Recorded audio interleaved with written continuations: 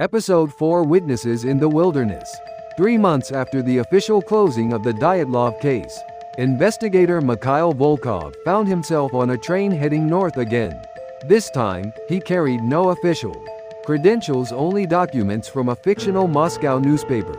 A thin cover for his unauthorized return to the Ural Mountains.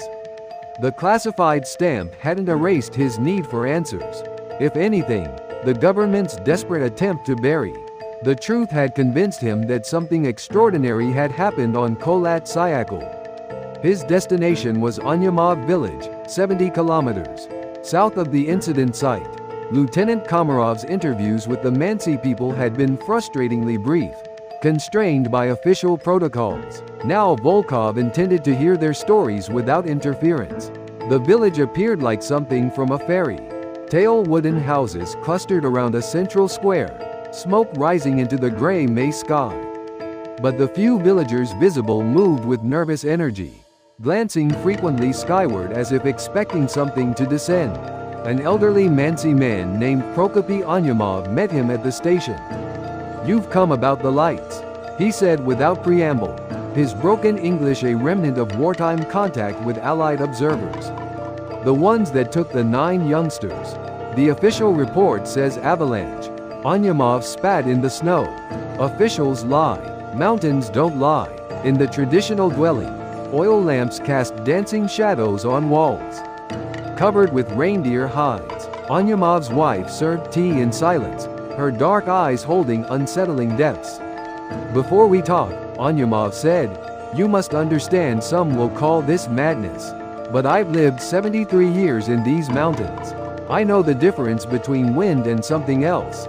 He withdrew sketches from a wooden chest, elongated figures moving across snow.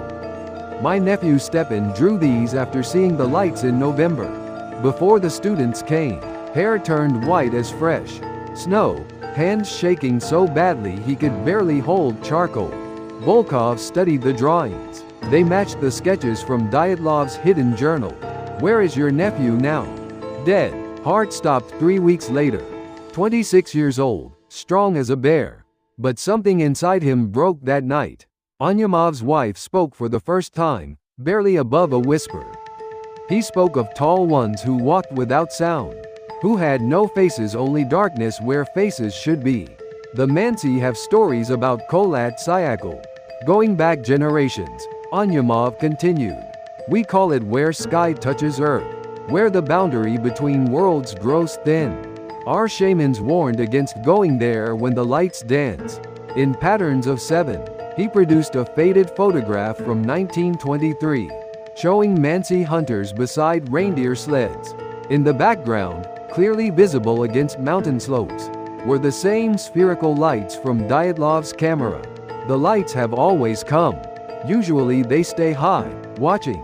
But sometimes they come down." He pulled out metal fragments unlike anything Volkov had seen, shifting color in lamplight, warm to touch despite the room's chill. Stepan found these near where he saw the tall ones. "The metal cuts through steel like butter but breaks when struck hard." The shaman said they carried the scent of distant suns. Volkov photographed the fragments. Other incidents? 3 years ago, a geological team reported equipment failures near Kholat Syakhl. 2 men hospitalized with radiation sickness, but dosimeters showed normal readings. Last month, a military helicopter crashed.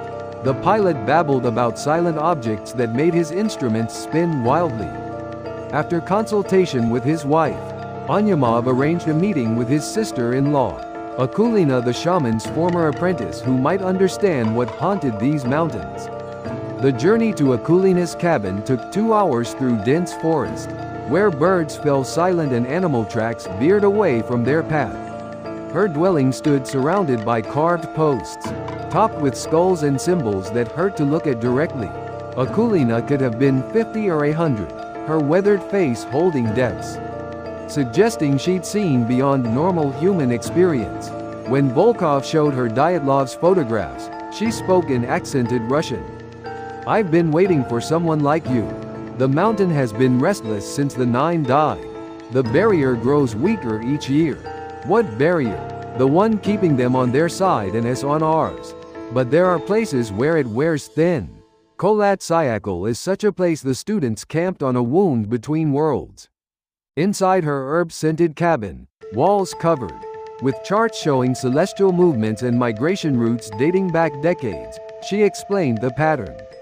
They come in 7-year cycles, following star movements. Our ancestors knew by name. 1952, 1945, 1938.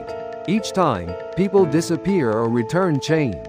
She showed him a leather journal recording 30 years of encounters.